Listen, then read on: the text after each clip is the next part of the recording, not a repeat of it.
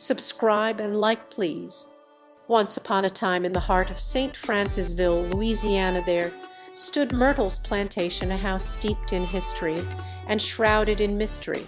The grand antebellum mansion, with its Gothic columns and sprawling gardens, seemed to whisper tales of its past as the sun set on its grounds.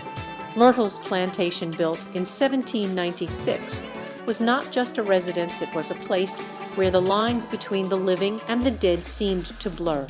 It held stories that would send shivers down your spine, stories of 10 hidden murder victims and the enigmatic widow Chloe. The first chilling tale began with Sara Woodruff, a young woman who lived at Myrtles Plantation in the early 1800s. She was known for her beauty and her mysterious death. One fateful night she was found dead on the stairs, her body twisted in an unnatural position. Her death remained unexplained, but rumors began to spread that she had been pushed down the stairs by a vengeful spirit. Soon after Sara's death, more tragedies unfolded at Myrtles Plantation. The second victim was a young boy named Paul, who was found dead in the garden, his heart torn out. The third victim was a slave named Delphine Lillery, who was hanged for witchcraft, but many believed she had been innocent and framed. The fourth victim was a soldier named William Winter, who had been stationed at Myrtles Plantation during the Civil War. He was found dead on the lawn, his body mauled by animals.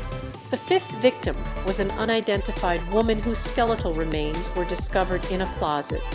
Her identity remained a mystery, but her presence only added to the eerie atmosphere of the plantation.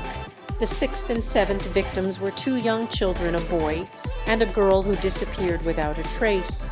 Their fates remained unknown, but their ghosts were said to roam the halls of Myrtles Plantation.